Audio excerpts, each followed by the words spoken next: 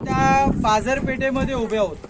या बाजारपेठेची अशी जी लांबी आहे ना ती 800 फुटाची लांबी आहे आणि 40 फुटाची रुंदी आहे की नाही. आगे दुकान पीछे मकान बीच में स्टोर रूम. ही दुकान लावण्यासाठी जागा होती, आतमध्ये राहण्यासाठी आणि ते दुकानात सामान ठेवण्यासाठी जागा होती ना. आगे दुकान पीछे मकान बीच में स्टोर रूम. बाजारपेठेची रचना आहे पण तिची हाईट आहे ती जमलेली नाही. कारण पूर्वीची लोक ही रुबाबदार होती, म्हणजे घोड्यावरती बसून त्यांना बाजार खरेदी करता यावा म्हणून या बाजारपेठेची हाईट होती. पण या बाजारपेठेची ही डावी साईड आहे. डाव्या साईडला 7व्या दुकानावरती चिन्ह आहे. हे कसं चिन्ह आहे? सापाचं नाग आहे. तो नागाबा सिटी मध्ये कर्नाटक मध्ये सर्वात मोठे व्यापारी आहेत. हे व्यापारी नागाबा सिटी बाजारपेठ चालवण्यासाठी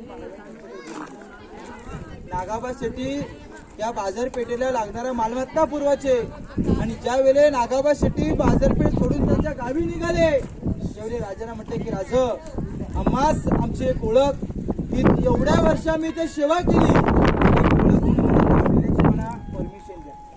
राजे म्हणतात महाराष्ट्रात एवढी गडकिल्ले आहेत, कोणत्याच किल्ल्यावरती माझं नाव तुम्हाला पाहायला भेटणार नाही की हा किल्ला माझा आहे म्हणून. तुम्हाला आम्ही नाव देण्याची परमिशन देऊ शकत नाही.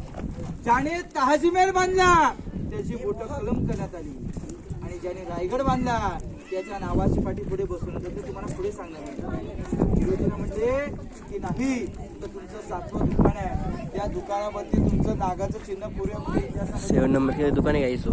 आणि या 7व्या दुकानावरती त्यांचं नागाचं चिन्ह कोरण्याची त्यांना परमिशन दिली म्हणून हे आज आपल्या इथे नागाबा शेट्टीचं चिन्ह पाहायला भेटत आहे. आता पुढे आपण टोकाची माहिती घेऊया, मग आपण समाधीकडे जाऊया. बोला धर्मवीर छत्रपती श्री संभाजी महाराज की जय.